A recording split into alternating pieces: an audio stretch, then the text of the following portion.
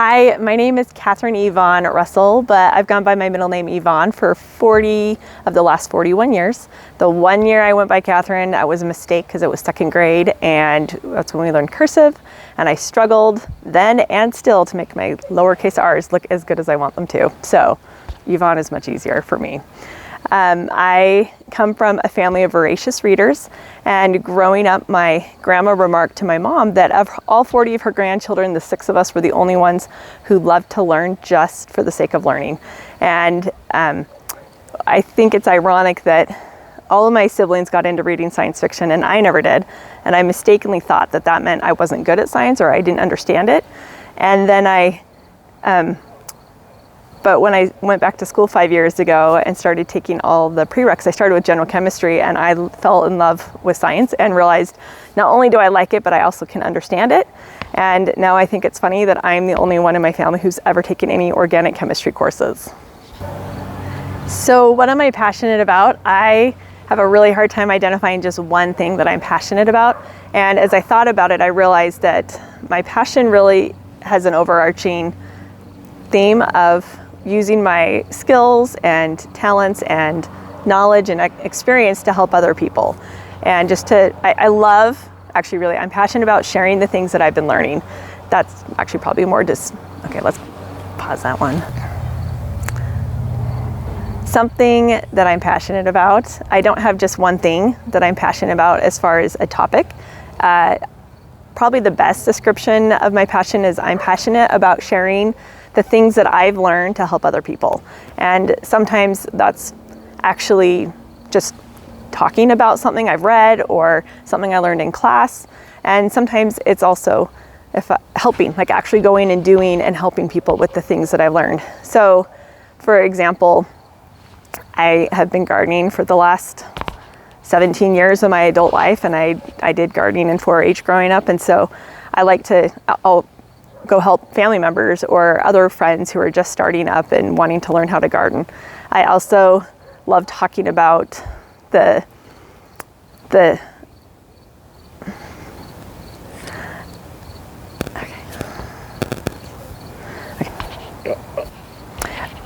Most recently, due to my daughter's autism diagnosis a couple years ago, I have been sharing a lot about what autism looks like in girls and women on my social media because it can look differently than what happens in stereotypical autistic boys.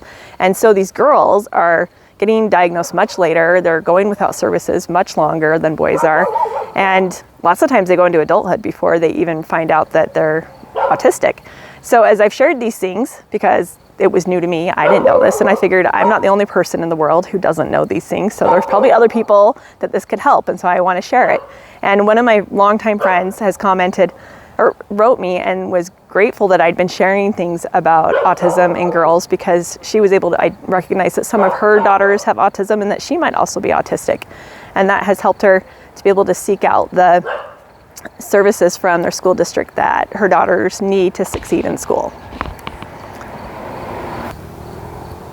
So when I was younger and I was told that I was going to be participating in a service project, that always evoked images of outside weeding or doing other grunt work for free for other people and just unpleasantness. But as I've gotten older, I've found a lot of joy in serving others.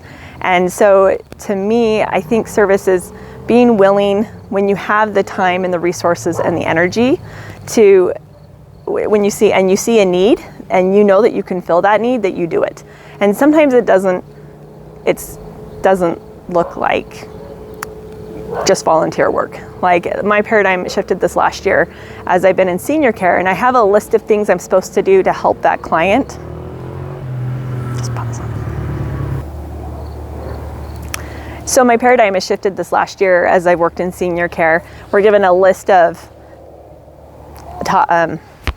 We're given a list of tasks we're supposed to do to help the seniors, whether it's preparing meals for them, giving them a medication reminder, helping them with their toileting and dressing, helping them walk from one place to another.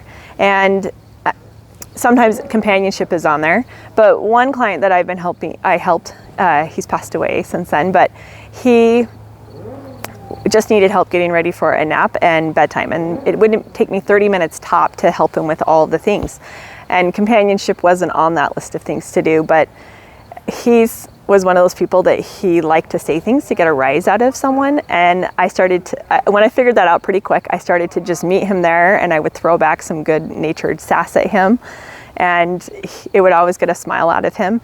And the last night that I helped care for him, because he was moving to an assisted living center the next day, his wife came out to me and gave me a hug and told me that I was one of his favorites. And I think it's because he felt that I was not just there to help him take care of these needs that could feel kind of undignified for an older gentleman having this younger woman help him, but because he felt like I really cared about him and that I had that relationship with him. So sometimes I've thought back on that, I feel like maybe the reason I became his favorite is because he felt like I was serving him, and he wasn't just a paycheck for me, that I was actually caring about him and wanting to develop a relationship with him. Dr. Victoria Judd was the first female physician I had ever had.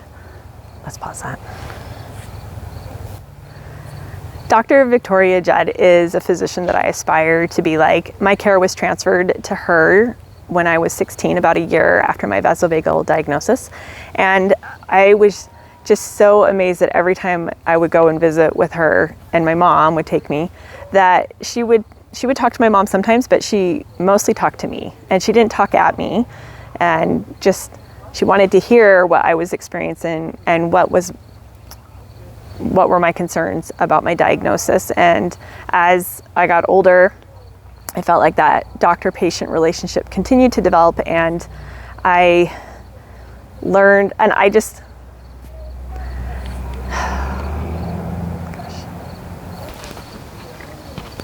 as I entered adulthood and I experienced additional syncopes when I would meet with her afterwards, she always expressed appropriate concern, and I really felt like she was my partner in my healthcare and in figuring out what was going to be best for me and how to manage my symptoms.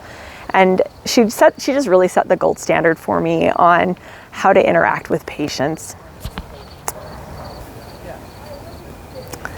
Even though I wasn't chosen to be in the first class at Noorda-COM 2 years ago, going through the whole application process and that interview day and hearing Dr. Dotary's message, it validated my belief that attending Noorda-COM is the only place I can be out. So I actually began following the process of Noorda-COM coming into reality right around the time that I had gone back to school. And when the mission statement was put out there that Noorda was seeking to create or graduate physicians that were competent and confident and compassionate, I realized that those were the same words I always used to describe Dr. Judd. And so it was a no-brainer for me that I wanted to attend a medical school, that the mission would be to help me become a type of doctor like Dr. Judd. And many times over the last 5 years, being a mom and having my other responsibilities, I kept asking myself, why did I not feel called to medicine 16 to 18 years ago before I became a mother? And a couple months ago, I was driving to a client's home, and I was asking myself that again, because sometimes it seems hard, and I envied my traditional student classmates. And the thought occurred to me that a school like Noorda-COM did not exist 16 to 18 years ago. And that's why I didn't feel called until a school would be available to help me receive the education that I need to become the physician I want to be. I want to attend Noorda-COM because I believe it's the only school that will help me become the type of doctor I want to be.